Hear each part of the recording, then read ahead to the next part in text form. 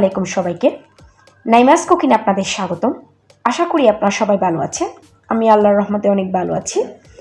আজকে আমি আপনাদের সাথে শেয়ার করব Dhakaiya bhelpuri A to Z tips সহ। আজকে আমার মেয়ের বান্ধবীরা বাসায় এসেছিল। এরা বলছে মিষ্টি কোনো ডেজার্ট খাবে না, কি করা যায়, সেই জন্য আজকে আমি এদের জন্য ডাকাইয়া বেলপুরিটা আমি তৈরি করেছি। এটা আমি আজকে আপনাদের সাথে শেয়ার করব। চলুন এখন আমরা শুরু করব। বেলপুরি তৈরি করার জন্য প্রথমে একটি মিক্সিং বলে নিয়ে নিচ্ছি 1.5 কাপ ময়দা, তার সাথে নিয়ে নিচ্ছি 1/2 কাপ সুজি। এরপর সুজি আর ময়দাটা ভালোভাবে আমি প্রথমে মিশিয়ে নিচ্ছি। মেশানো হয়ে গেছে, এখন দিয়ে দিচ্ছি 1/2 চামচ লবণ, 1 টেবিল চামচ সয়াবিন তেল। তেলটা দেওয়ার পরে ময়দার সাথে ভালোভাবে তেলটাকে মিশিয়ে নিতে হবে।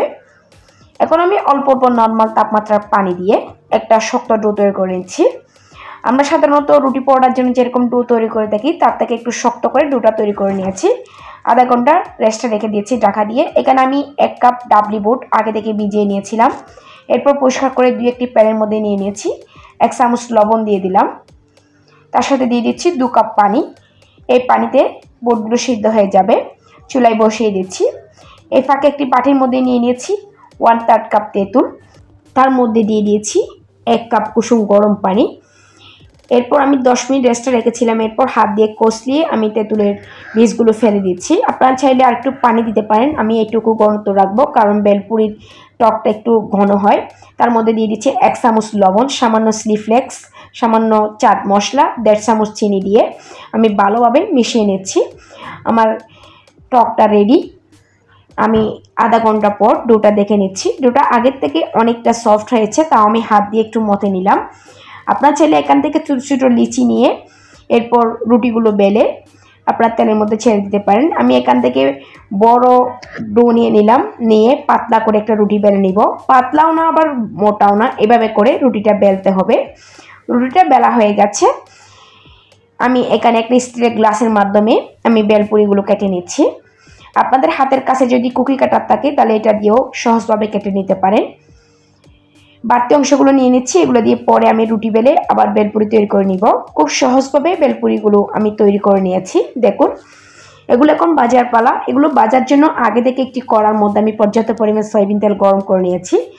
তার মধ্যে আমি প্রথমে 4টা বেলপুরি দিয়ে দিলাম। চুলার আঁচটাকে একদম লোতে রেখে বেলপুরিগুলো ভাজতে হবে। যদি চুলার আঁচটা হাই হিটে রাখেন তাহলে বেলপুরিগুলো বেশি ক্রিস্পি হবে না, তাড়াতাড়ি কালার চলে আসবে। এভাবে করে বেলপুরিগুলো ভেজে নিব। এই বেলপুরিগুলো ভাজা হয়ে গেছে।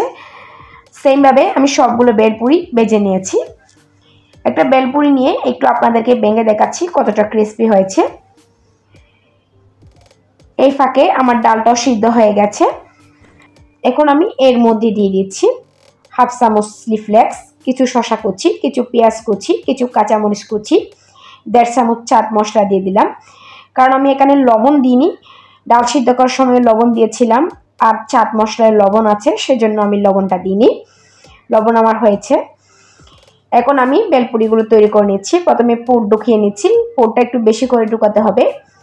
এরপর উপরে আপনাদের পছন্দ মতো শসা কুচি, পেঁয়াজ কুচি, কাঁচামরিচ কুচি, ধনেপাতা কুচি দিয়ে সাজিয়ে নিতে পারেন। আমি উপরে কিছু ভাজা জিরা গুঁড়া দিয়ে দিচ্ছি একটু ফ্লেভারের জন্য। এখন আমি দিয়ে দিচ্ছি তেঁতুলের টকটা। দেখুন, খুব সহজেই তৈরি হয়ে গেল Dhakaiya bhelpuri A to Z tips সহ ডাকাইয়া বেলপুরির সবথেকে সহজ রেসিপি। আশা করি আজকের রেসিপিটা আপনাদের ভালো লেগেছে। আশা করি আপনারা বাসায় ট্রাই করবেন।